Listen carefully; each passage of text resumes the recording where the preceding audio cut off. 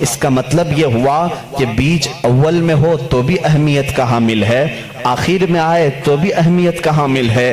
اسی طرح محمد عربی صلی اللہ تعالی علیہ وسلم کی ذات ہے کہ سارے انبیاء آدم علیہ السلام سے لے کر عیسیٰ علیہ السلام تک جو سلسلہ ہے یہ اسی بیج کے شاخیں ہیں، کوئی اس میں سے پھول ہے، کوئی اس میں سے ہریالی ہے، کوئی اس میں سے اس کی پتے ہیں، اور اخیر میں آنے والا وہی محمد رسول اللہ صلی اللہ تعالی علیہ وسلم جس کو اللہ نے شروع میں ہی رکھا تھا۔ وہ اصل کائنات ہے، مقصد کائنات ہے، کائنات کی وجہ اصل ہے۔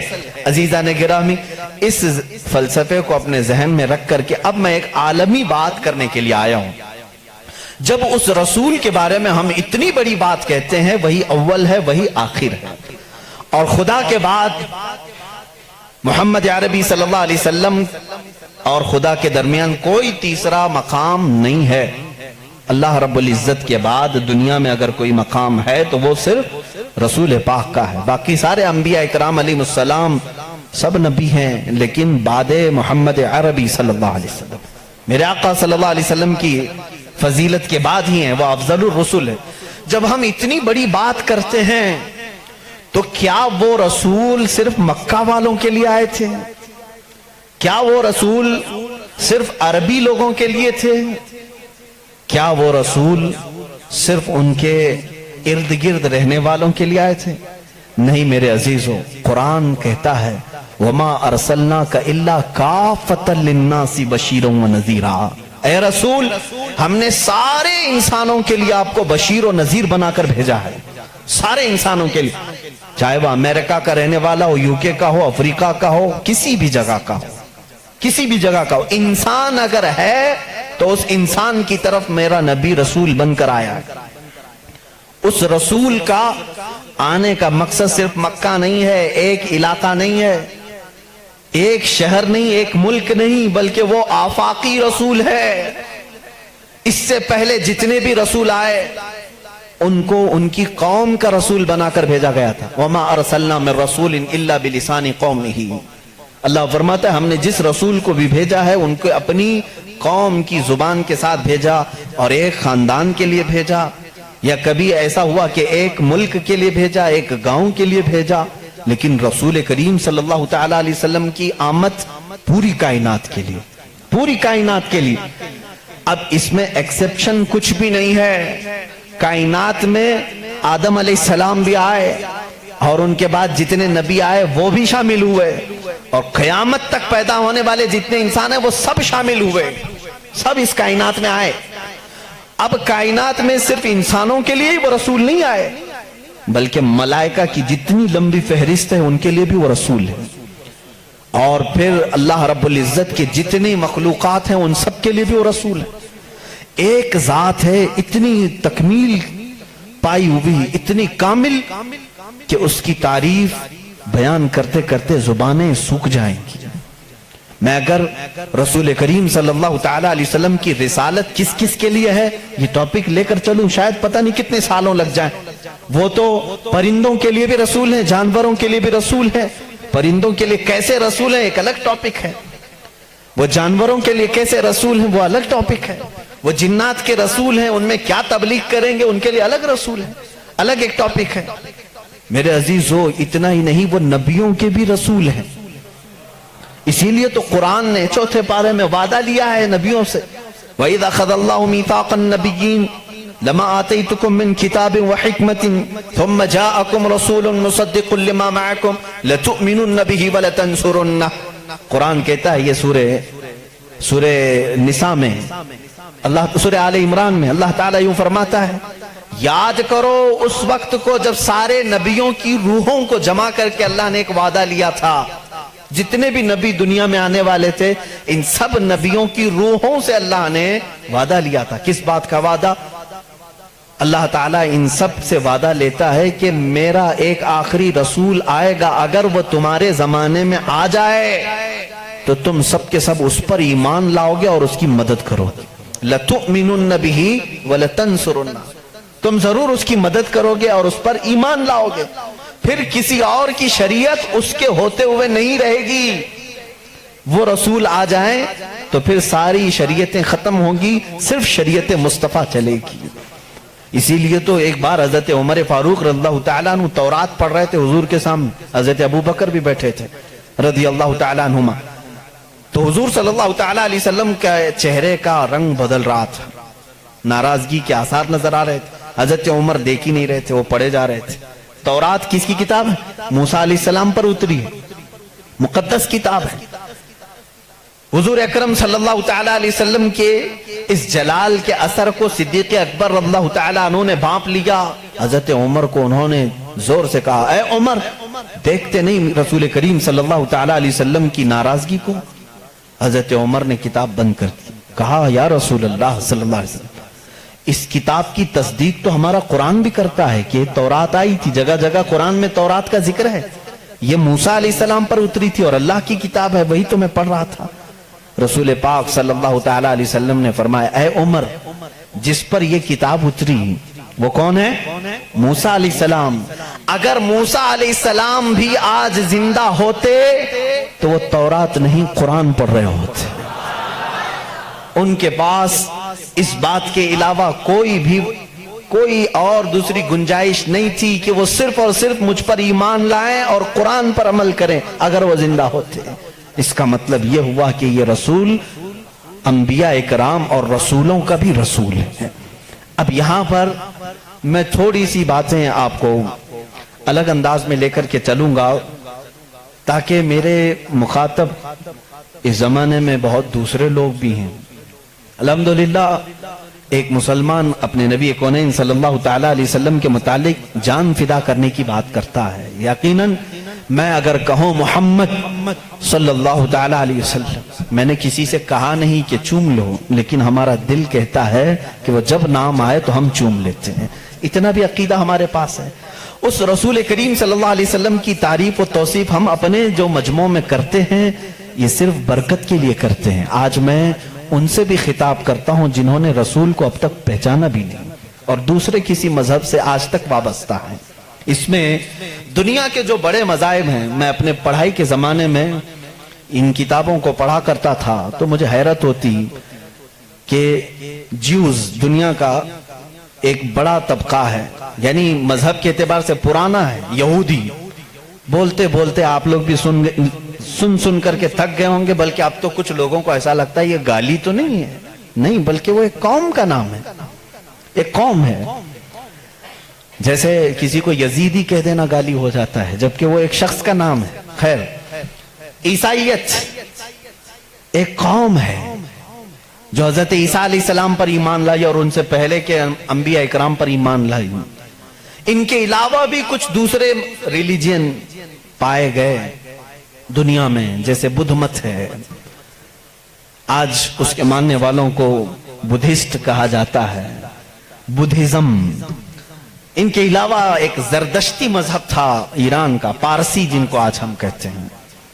یہ پارسی مذہب بھی بڑا پرانا ہے، آگ کے پجاری تھے، مجوسی تھے، اور ان کا بانی زردشت تھا۔ یہ دنیا کے بڑے مذاہب کا ذکر کر رہا ہوں، یہودیت، عیسائیت، بدھ مت، پارسی، اور اس کے علاوہ ایک اور بڑا مذہب ہندو مت ہے، جن کو آج ہم روزانہ دیکھ بھی رہے ہیں، اور ہم جس ملک میں ہیں یہاں وہ کثرت سے ہیں، ہندو مت۔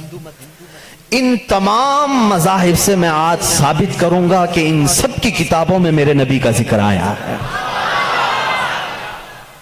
جس کے متعلق یہ خود آج تک پڑھ نہیں پاتے یا پڑھ کر کے جان بوجھ کو چھپا لیتے ہیں۔ اگر تھوڑا بہت شدھ بدھ رکھتا ہو کوئی بھی یہودی یا عیسائی یا ہندو یا پارسی یا بدھ، میں اس کو دعوت سخن دوں گا کہ جا کر پھر سے ویریفیکیشن کر لینا میری باتوں کو، آیا ہماری کتابوں میں یہ باتیں ہیں، اور اگر ہیں تو ہمارے پنڈتوں نے چھپایا کیوں ہے، اور اگر ہیں تو ہمیں کیا کرنا چاہیے۔ میں شروع سے چلتا ہوں۔ یہودی جو مذہب ہے، نام جو ہے آپ یہودی سنتے ہیں، یہ دراصل حضرت یعقوب علیہ السلام کے 12 بیٹے تھے، ان میں سے بڑے بیٹے کا نام یہودا تھا۔ یعقوب علیہ السلام نبی ہیں اللہ کے، جن کا نام عبرانی زبان میں اسرائیل ہے، اسرائیل۔ ان کے بیٹوں کو بنی اسرائیل کہتے ہیں. وہ 12 بیٹے تھے یعقوب علیہ السلام کے, انہی میں سے ایک بڑے بیٹے یہودا تھے, یا بیچ میں کوئی ایک بیٹے کا نام یہودا تھا. اسی نام سے جو بھی بنی اسرائیل ہوتا اسے یہودی کہا جانے لگا. یہودی ایک قوم کا نام ہو گیا. وہ اس کو انگلش میں جیوز کہتے ہیں. آج جیوز یہ دنیا کی شریر قوم ہے, بڑی شریر قوم. پہلے یہ لوگوں نے نبیوں کا قتل کیا ہے. ان کے بارے میں کیونکہ میں وہی باتیں کر رہا ہوں جو قرآن کہہ رہا ہے. اگر آپ کہیں گے بہت کٹر پنتھی ہو جائے گی تو پھر قرآن کو بھی بند کرنا پڑے گا. قرآن کہتا ہے یقتلون النبیین بغیر حق, یہ ناحق نبیوں کا قتل کرتے تھے. جب قرآن ان کی باتیں بیان کر رہا ہے تو میں کیوں نہ بیان کروں. یہ شریر قوم تھے, حق بات کو کبھی تسلیم نہیں کرتے تھے. بہرحال زکریا علیہ السلام کے قاتل یہ ہیں, یحییٰ علیہ السلام کے قاتل یہ ہیں, اور عیسیٰ علیہ السلام کو سولی پر چڑھانے کے سارے بندوبست انہی نے کیا. یہ بات مجھ سے نہیں, عیسائیوں سے جا کے پوچھ لو, ان سے پوچھنا جیزس کو کون سولی پر چڑھایا تھا. جبکہ ہمارا عقیدہ ہے کہ عیسیٰ علیہ السلام کو سولی نہیں دی گئی. ہمارا عقیدہ ہے, قرآن سے ثابت ہے, اس پر میں بعد میں گفتگو کرتا ہوں. لیکن یہ یہودی قوم بڑی پرانی ہے, یعقوب علیہ السلام سے چل رہی ہے. ٹھیک ہے, کافی پرانی. یہ مانتے کس کتاب کو؟ کسی بھی دین کو, کسی بھی مذہب سے ہم کو اگر بات کرنا ہے تو اس کی جو مقدس کتاب ہے اسی سے بات کرنا. میں بھی انہی سے بات کروں گا, ہوائی فائرنگ نہیں. جو مقدس کتاب تمہارے نزدیک ہے اسی کی باتیں اگر میں رکھتا ہوں. یہاں محفل میں اتنا وقت نہیں ہوتا, تھوڑی تھوڑی جھلکیاں میں دے کر کے جاؤں گا تاکہ جو ریسرچ اسکالر ہیں وہ اس کو آگے بڑھائیں اور پھر اپنی تحقیق سے لوگوں کے سامنے یہ باتوں کو لائیں. یہودی قوم جس کتاب کو مقدس مانتی ہے وہ تورات ہے جو موسیٰ علیہ السلام پر نازل ہوئی, اور زبور ہے جو حضرت داؤد علیہ السلام پر نازل ہوئی. ان کتابوں کے مجموعے کو آج انگلش میں اولڈ ٹیسٹمنٹ کہا جاتا ہے. یہ کتابیں مارکیٹ میں دستیاب ہیں, ان کو کیا کہتے ہیں؟ Old testament. تقریباً اس کتاب میں جو الگ الگ چھوٹی چھوٹی کتابوں کو ملایا گیا ہے 73 کتابوں کا مجموعہ ہے اولڈ ٹیسٹمنٹ. جیسے قرآن میں 30 پارے ہیں نا, پہلا پارا, دوسرا پارا, تیسرا پارا, اس طرح سے اس میں پارے سمجھ لیں یا الگ الگ ٹاپکس. یہ کتنے ہیں؟ 73 ہیں. اس میں بھی ان کا بڑا اختلاف ہے, میں سارے اختلافات نہیں بتا سکتا آج, لیکن قرآن میں سب کا اتفاق ہے, چاہے وہ شیعہ ہو, دیوبندی ہو, وہابی ہو, اہل حدیث ہو, کوئی بھی ہو. جو عقیدہ ہم رکھتے ہیں اہل سنت و جماعت کہ قرآن کے 30 پارے ہیں, سب کا اس بات پر اتفاق ہے. لیکن اولڈ ٹیسٹمنٹ پر سب کا اتفاق نہیں. ان میں سے کچھ مذہب 73 مانتے ہیں, کچھ 66 مانتے ہیں, 66 مانتے ہیں, کچھ لوگ 27 مانتے ہیں. بہرحال اولڈ ٹیسٹمنٹ میں ایک باب ہے جس کو استثناء کہتے ہیں. ایک پارے کا نام ہے, ایک کتاب کا, ایک جز کا, جس کو ڈیوٹرونومی انگلش میں کہتے ہیں. اس میں ایک آیت آئی ہے. آیت ظاہر سی بات ہے اللہ کی ہے, آیت اللہ کی ہے اور موسیٰ علیہ السلام پر نازل ہو رہی ہے. اللہ تعالیٰ فرما رہا ہے, اے موسیٰ میں تمہارے بعد تمہارے بھائیوں میں, بھائیوں سے مراد نبیوں میں, ایک ایسا نبی بھیجوں گا جو تمہاری ہی طرح سے ہوگا, تمہاری ہی طرح سے ہوگا, لیکن میں اس کے منہ میں اپنی زبان رکھ دوں گا. اور دوسری آیت آتی ہے کہ وہ فاران کی چوٹیوں سے چمکے گا. یہ فاران کیا ہے؟ یہ فاران کی چوٹیاں کہتے ہیں مکہ مکرمہ میں جو اب پہاڑ ہے, جبل کعبہ جو خانہ کعبہ کے قریب, انہوں نے اس کو سب ختم کر دیا. آج وہاں پر بادشاہوں کے محلات بنے ہوئے ہیں. وہاں فاران کی چوٹیاں کہا جاتا تھا کہ وہ مکہ کا ایک پہاڑ ہے. اور مقدس کتاب اولڈ ٹیسٹمنٹ میں کہا جا رہا ہے کہ وہ چمکے گا کہاں سے؟ فاران کی چوٹیوں سے. اب میں اس کی طرف آتا ہوں. بیچارے عیسائی کہنے لگے کہ یہ جو بشارت آئی ہے موسیٰ علیہ السلام کو, اس سے مراد ہمارے نبی عیسیٰ علیہ السلام ہیں. یہ منہ میاں مٹھو بنتے ہیں. اس طور پر اللہ نے کیا فرمایا, اے موسیٰ میں تمہاری ہی طرح ایک رسول بھیجوں گا تمہاری ہی طرح سے مراد کیا ہے؟ عیسیٰ علیہ السلام موسیٰ علیہ السلام کی طرح بالکل نہیں تھے، کیونکہ موسیٰ علیہ السلام کی ماں بھی تھے باپ بھی تھے، عیسیٰ علیہ السلام کی صرف ماں ہے اور باپ نہیں ہے۔ اگر ماں اور باپ والا کوئی رسول ہے تو وہ محمد عربی صلی اللہ علیہ وسلم، میرے آقا کی ماں بھی ہیں باپ بھی ہیں۔ موسیٰ علیہ السلام کی طرح عیسیٰ علیہ السلام نہیں ہو سکتے، یہ میں کرسچن سے کہہ رہا ہوں، عیسائیوں سے کہہ رہا ہوں جو یہ کہتے ہیں کہ موسیٰ کی بشارت میں ہمارے نبی کا ذکر آیا ہے۔ میں کہہ رہا ہوں نہیں، اس لیے کہ موسیٰ علیہ السلام کی شادی بھی ہوئی تھی، بچے بھی ہوئے تھے، عیسیٰ علیہ السلام کی شادی بھی نہیں ہوئی، بچے بھی نہیں ہوئے، وہ 33 سال کی عمر میں آسمانوں پر اٹھا لیے گئے۔ لیکن اگر موسیٰ علیہ السلام کی طرح شادی اور بچے والا کوئی رسول ہے وہ محمد عربی صلی اللہ علیہ وسلم، شادی بھی کیا ہے آپ نے، بچے بھی فرمائے۔ اور دوسری آیت جو موسیٰ علیہ السلام سے یہ کہی گئی کہ وہ فاران کی چوٹیوں سے چمکے گا، میرے عزیزو اس کا مصداق کوئی دوسرا نبی ہو ہی نہیں سکتا۔ میں آپ کو تاریخ بتاؤں، فاران کہاں ہے؟ مکہ میں ہے۔ آدم علیہ السلام سے لے کر حضور اکرم صلی اللہ تعالی علیہ وسلم تک 1,24,000 کم و بیش نبی آئے، لیکن ان میں سے ایک بھی نبی مکہ میں نہیں پیدا ہوئے سوائے محمد رسول اللہ۔ کوئی نبی مکہ میں نہیں پیدا ہوئے، صرف محمد عربی صلی اللہ علیہ وسلم۔ میرے آقا صلی اللہ علیہ وسلم 40 سال تک مکہ مکرمہ میں خاموش رہے، اپنے اخلاق و کردار کو اظہار کرتے ہوئے، لیکن 40 سال کی عمر کے بعد جب اللہ کی وحی آئی، قرآن کی آیتیں آئی، تو سب سے پہلے میرے آقا صلی اللہ علیہ وسلم نے پورے مکہ والوں کو ایک دعوت دے کر جمع کیا تھا۔ کہاں جمع کیا؟ یہی فاران کی چوٹیوں میں۔ یہ پہلا مجمع ہے، پہلا جلسہ ہے میرے آقا کا۔ اسی جلسے میں میرے آقا نے سب سے پہلی مرتبہ یہ اعلان کیا، اے مکہ والو، میں محمد اللہ کا آخری رسول ہوں۔ حضور اکرم صلی اللہ تعالی علیہ وسلم کا یہ فرمان عالی شان ہی، جس کو موسیٰ علیہ السلام کی تورات میں کہا گیا کہ وہ فاران کی چوٹیوں سے چمکے گا، الحمدللہ وہ رسول فاران کی چوٹیوں سے جو چمکا وہ آج تک چمک رہا ہے۔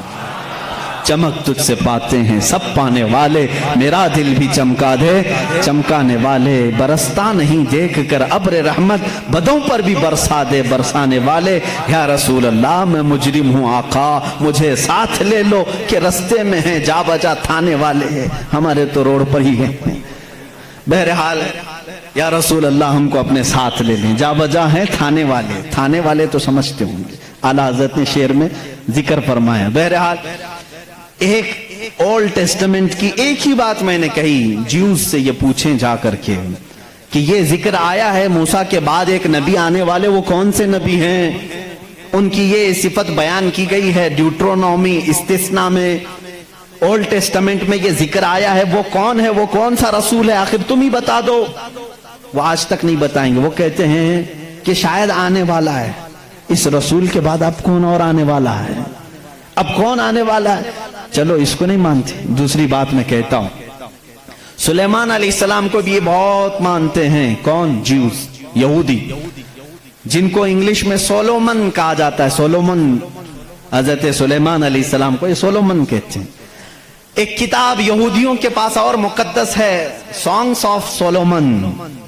سانگس آف سولومن کا مطلب حضرت سلیمان علیہ السلام جو مناجات کرتے تھے اللہ کی بارگاہ میں، وہ اشعار ہوتے تھے عبرانی زبان کے، جیسے ہم کہتے ہیں یا الہی رحم فرما مصطفیٰ کے واسطے، یہ دعا ہے نا۔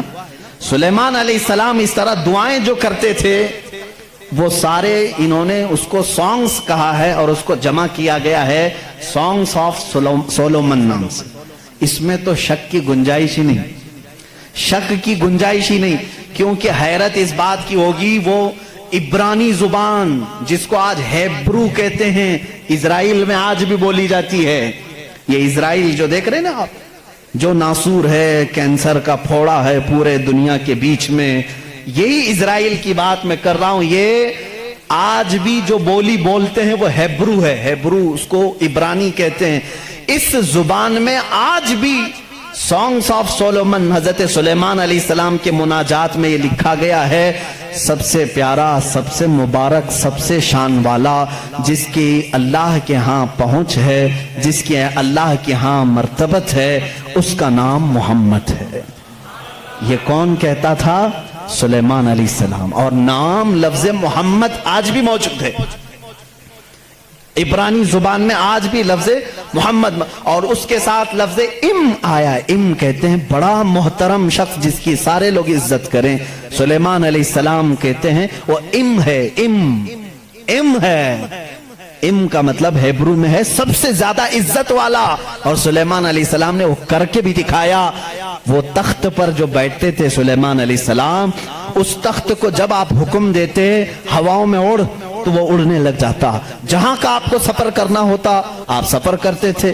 اور وہ تخت ایسا نہیں کہ ایک اڑن تشتری ہے چھوٹی سی، بلکہ اتنا بڑا تخت تھا کہ آپ کے دائیں جانب 500 نبی اس زمانے کے بیٹھتے تھے، بائیں جانب 500 اولیاء امت بیٹھتے تھے. اور وہ تخت جب اڑتا آسمانوں پر ہواؤں کو اللہ نے ان کے لیے مسخر کر دیا تھا، اور وہ جس طرف حکم کرتے اڑتا تھا. ایک مرتبہ یہ بھی اسرائیلی روایات میں بھی موجود ہے، سلیمان علیہ السلام اڑتے ہوئے جا رہے تھے یہی تخت پر بیٹھے ہوئے، اچانک آپ نے تخت کو نیچے اترنے کا حکم دیا اور سارے لوگوں سے کہا پیدل چلو. تخت اٹھا کر لے جایا گیا، پیدل چلنے لگے. بہت لمبا عرصے تک لمبی مسافت پیدل چلنے کے بعد پھر آپ سوار ہوئے، پھر سب کو سوار کر لیا. پھر ہوا کو کہا کہ اس تخت کو اڑا لے جائے فلاں سمت میں. مصاحبین نے پوچھا اتنا لمبا، یہ اتنی لمبی مسافت آپ نے پیدل چلایا صرف ورزش کرانے کے لیے نہیں؟ سلیمان علیہ السلام نے جواب دیا میں اس لیے تخت کو نیچے اتار دیا کہ یہ وہ زمین ہے جہاں آخری نبی آنے والا ہے. وہ مدینہ طیبہ تھی، وہ رسول کریم صلی اللہ علیہ وسلم کی آخری آرام گاہ تھی، جہاں سے اوپر اڑ کر جانے کو بھی سلیمان علیہ السلام نے بے ادبی تصور کیا. اور اسی لیے وہ اپنے سانگز میں یعنی اپنے مناجات میں جو حضور صلی اللہ علیہ وسلم کے ساتھ لفظ ذکر کرتے ہیں وہ لفظ ام ہے. یعنی دنیا جس کی سب سے زیادہ احترام کرے وہ محمد عربی صلی اللہ علیہ وسلم ہے. آؤ جیوز، آؤ یہودیوں، پڑھو اس چیز کو کہ محمد عربی صلی اللہ علیہ وسلم کا ذکر سلیمان علیہ السلام نے کیا ہے، موسیٰ علیہ السلام نے کیا ہے. اب آتے ہیں، یہ تھوڑی سی جھلک ہے عیسائیوں کے اس دین میں جس کو آپ کرسچینٹی کہتے ہیں، کرسچن ہیں. ان لوگوں کا کیا دین ہے، کیا مذہب ہے، انٹروڈکشن کے لیے بڑا وقت لگ جائے گا. عیسیٰ علیہ السلام کے یہ پیروکار ہیں. عیسیٰ علیہ السلام کو یہ جیزس کہتے ہیں اور اس کو یسوع مسیح بھی کہا جاتا ہے اردو میں، جیزس. لیکن عیسائی بعد میں چل کر کے گمراہ ہوئے، شروع کے عیسائی گمراہ نہیں تھے. عیسیٰ علیہ السلام آئے دنیا میں اللہ کے رسول بن کر، اور جن لوگوں کو بھی عیسیٰ علیہ السلام نے تبلیغ کی وہ حق کی تبلیغ تھی، اللہ ایک ہے میں اس کا نبی ہوں. لیکن بعد میں چل کر کے ہوا کیا، کچھ عیسائی گمراہ ہوئے. ان کو گمراہ کرنے والے بھی یہودی تھے. یہودی عیسیٰ علیہ السلام کو مانتے نہیں تھے، وہ گالیاں دیتے تھے. حضرت عیسیٰ علیہ السلام کے متعلق برے برے جملے کہتے تھے کیونکہ وہ بغیر باپ کے پیدا ہوئے، لیکن وہ اللہ کی مشیت تھی، حکم تھا. لیکن مریم، سیدہ بی بی مریم جن کو عذرا کہا گیا ہے، ان کو کسی مرد نے چھوا نہیں، کبھی زندگی میں چھوا نہیں. لیکن پھر بھی وہ حاملہ ہوئی، کسی مرد سے نہیں، کسی نے ان کو ٹچ نہیں کیا. اللہ رب العزت نے جبرائیل علیہ السلام کو صرف حکم دیا پھونک مارو. جبرائیل علیہ السلام نے پھونک دیا اور وہ حملہ ہوئی. اسی لیے عیسیٰ علیہ السلام کو روح اللہ کہا جاتا ہے، روح اللہ کہا جاتا ہے، وہ اللہ کی نشانی ہے.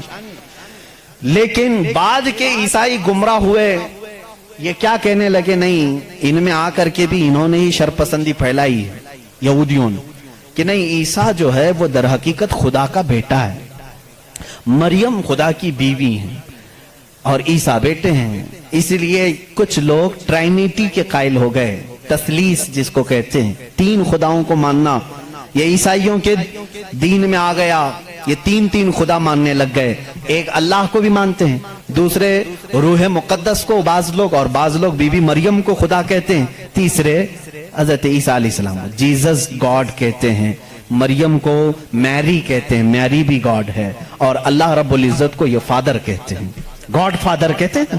بہت سارے مسلمان یہ جملہ یوز کرتے ہیں، وہ ہمارے گاڈ فادر ہیں، فلاں گاڈ فادر ہے. ہرگز نہ استعمال کریں. اللہ کو باپ کہنا اسلام میں جائز ہی نہیں. لم یلد ولم یولد، نہ اس سے کوئی پیدا ہوا نہ وہ کسی سے پیدا ہوا. ہمارا عقیدہ یہ. لیکن عیسائی بعد میں گمراہ ہوئے اور وہ 3 خداؤں کا عقیدہ رکھنے لگ گئے.